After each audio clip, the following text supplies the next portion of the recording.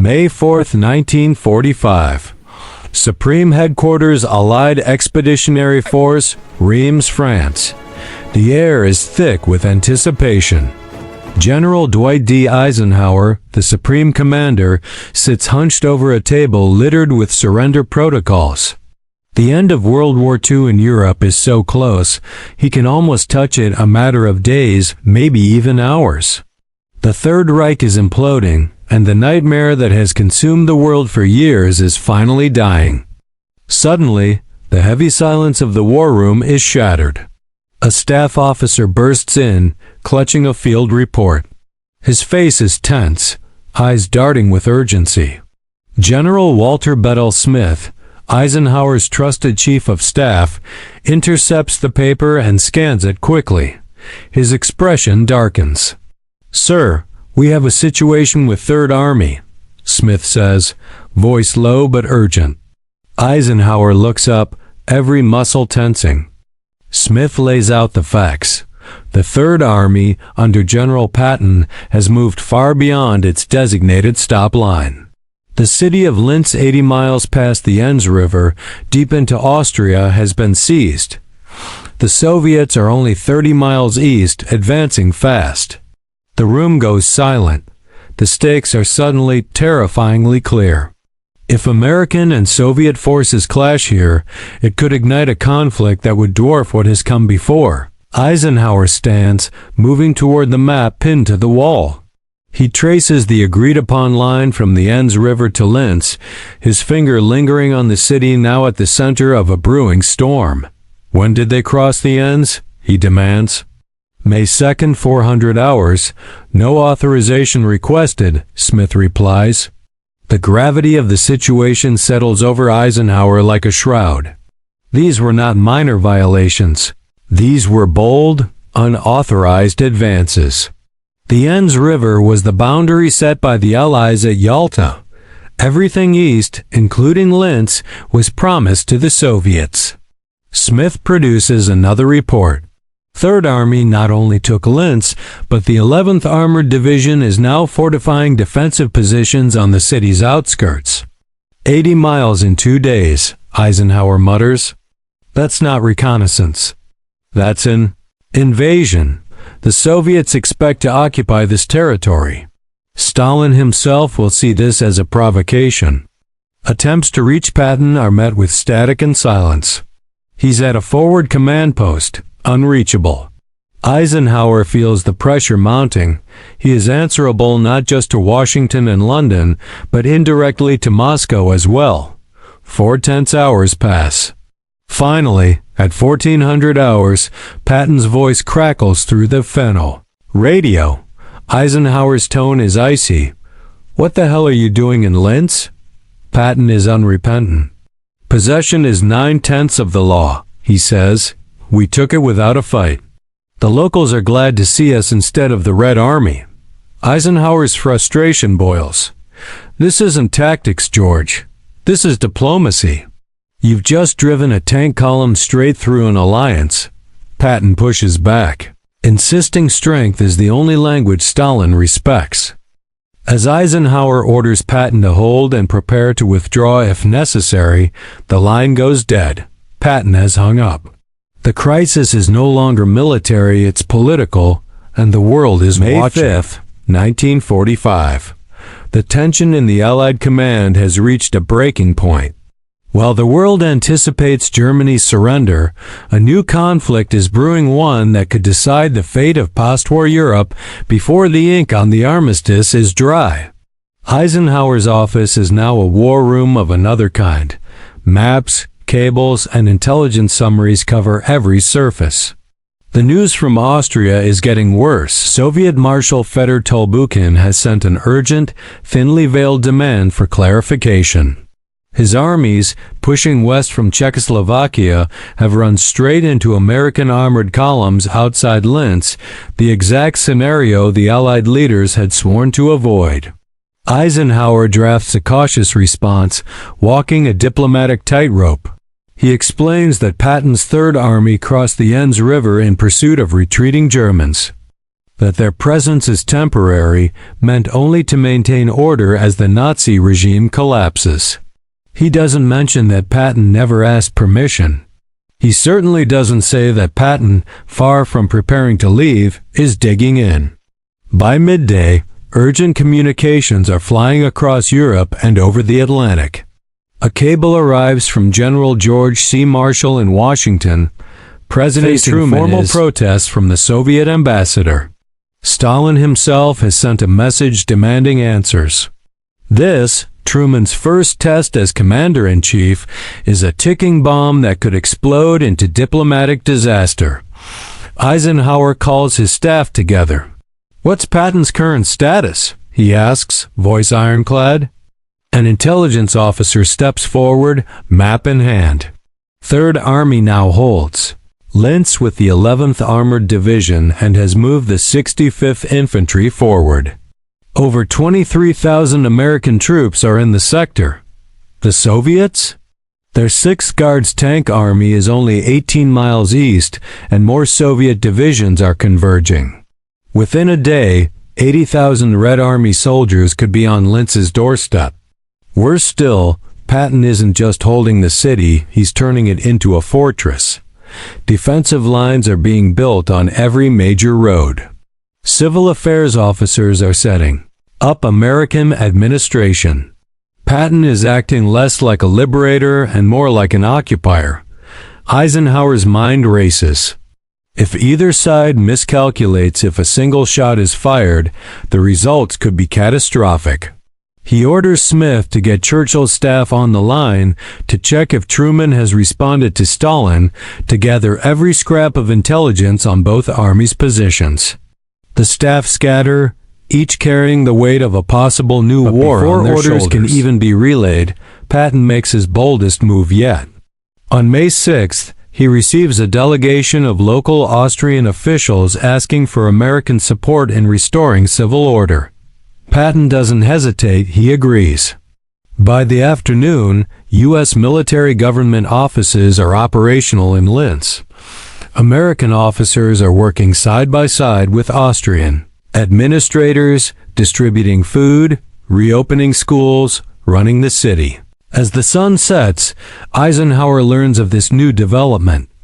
Patton isn't simply occupying Linz, he's governing it. Eisenhower's frustration is matched only by his dread. The Soviets respond instantly, demanding immediate withdrawal to the Enns River and declaring the American occupation illegal. Patton, meanwhile, is moving to secure Mauthausen, the infamous concentration camp east of the Enns. Its liberation days earlier had revealed horrors beyond imagination. Now, with the Soviets demanding to take over the camp, Patton is determined to hold it, refusing to let the evidence or the prisoners fall into Soviet hands. No shots have been fired yet, but as both armies stare each other down across tense Austrian fields and city streets, it's clear this standoff is about more than military strategy. It's about the future of Europe, and the clock is ticking. May 7, 1945. The world awakens to the news. Germany has surrendered. The war in Europe is officially over. But in Austria, the shadow of a new conflict hangs over the battered landscape of Linz. Eisenhower, now burdened not with battle strategy, but with the razor's edge of diplomatic crisis, pores over fresh intelligence reports and urgent cables. Headlines should proclaim victory. Instead, they hint at a confrontation between former allies. One cable from President Truman is blunt. The Soviets have fulfilled their obligations. The United States must do the same.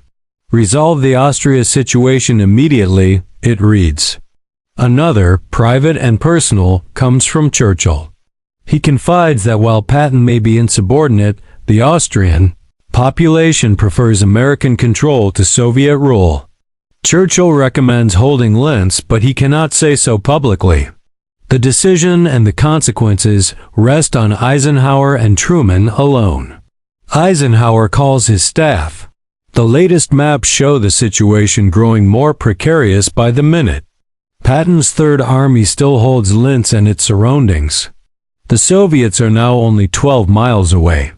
Reports of tense encounters between American and Soviet patrols are growing. No shots have been fired, but both sides are entrenched, watching, waiting. The sense that the world stands on the brink of something new, something dangerous, is palpable. Eisenhower's frustration is mounting.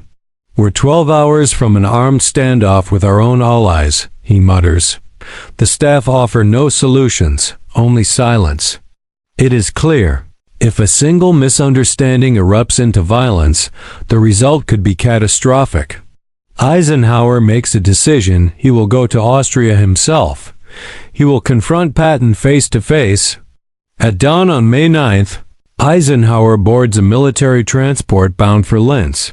With him are Bedell Smith and General Omar Bradley, Patton's immediate superior and a commander who knows Patton's unpredictability all too well.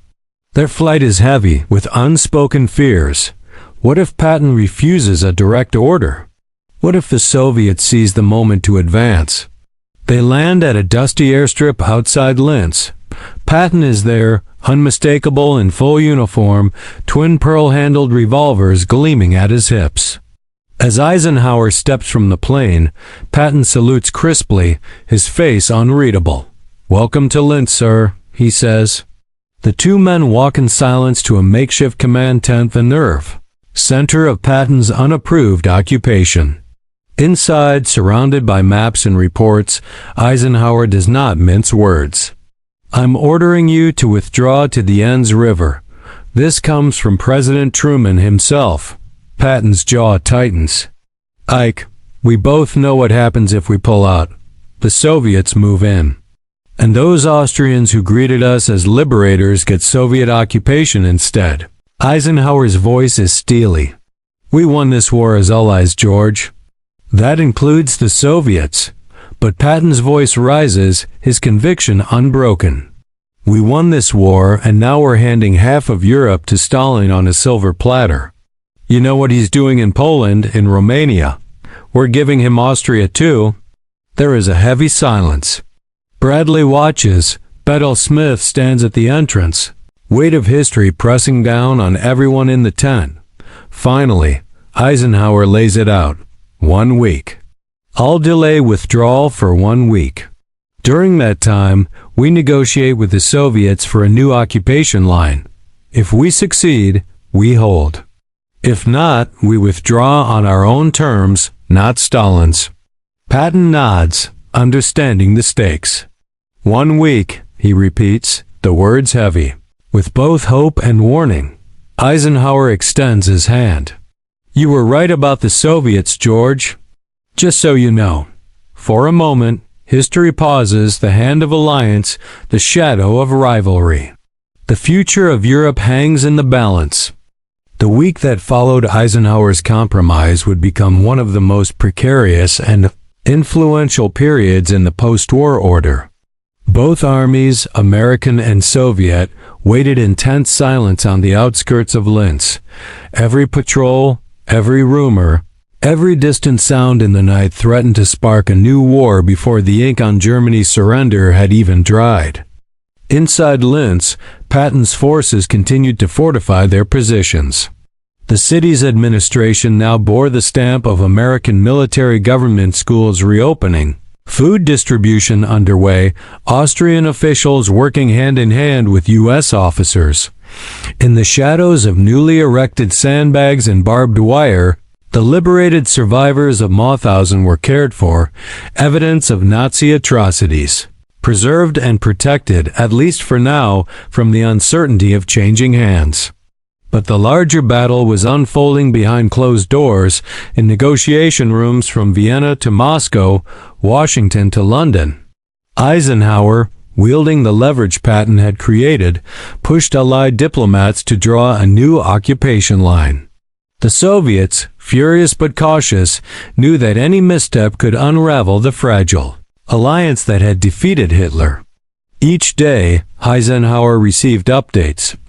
Soviet patrols shadowing American lines, tense but unbroken standoffs, a civilian population holding its breath. The press in the West began to catch wind of the standoff, headlines speculating about a rift between the victors. Truman and Churchill exchanged terse, private messages. Churchill, in his own way, admired Patton's audacity. He knew the Austrians would rather see the stars and stripes raised than the hammer and sickle. But official statements remained carefully neutral. No one wanted to be the first to blink. Patton, meanwhile, was unyielding. To his staff he made it clear, "We defeated Germany. Now we're about to hand half of Europe to the Soviets. If Washington wants to withdraw, they'll have to order it. Until then, we hold." His commanders understood. Every hour bought at Linz was another day of hope for a different post-war map. Finally, after 6 days of feverish negotiation and brinkmanship, a new agreement was reached. The occupation boundary in Austria would be adjusted not dramatically, but enough to keep Mauthausen and parts of Upper Austria under American control for the crucial initial months of peace.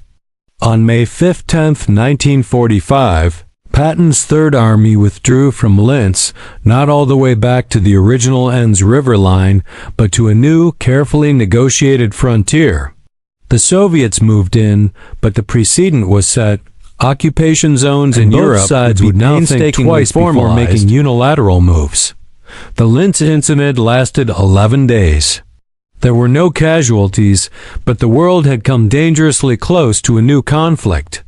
Patton's unauthorized advance 80 miles in 48 hours had forced the Allies to confront the realities of Soviet expansion, to draw literal lines between East and West. Eisenhower, bound by the need for unity, used Patton's gamble as leverage. In his private writings years later, he would admit Patton's instincts were right, even if his methods were impossible. Within 2 years, the world would formalize the divide Patton saw coming: the Truman Doctrine, the Marshall Plan, NATO, the Iron Curtain. Austria itself would become a unique neutral zone, a meeting place between Cold War adversaries, shaped in part by those tense days in 1945. Patton did not live to see the new world he'd helped shape. 7 months after Linz, he died following a car accident in Germany. In one of his last diary entries, he wrote simply, "We defeated the wrong enemy." For decades, historians would debate those words, whether Patton saw the future more clearly than his superiors, whether his insubordination was a spark of strategic genius or a dangerous provocation. But for those 11 days, as the world teetered on the brink of a new era, one general's refusal to follow orders forced history's hand. In the ruins of Linz, the first lines of the Cold War were drawn not with gunfire, but with nerve, negotiation, and the unyielding will of men who understood that winning the peace could be even more perilous than winning the war. If this story gripped you, let us know in the comments. Subscribe for more shadowy, untold moments from World War II, and remember, sometimes, the most pivotal battles are those fought in the silence between wars.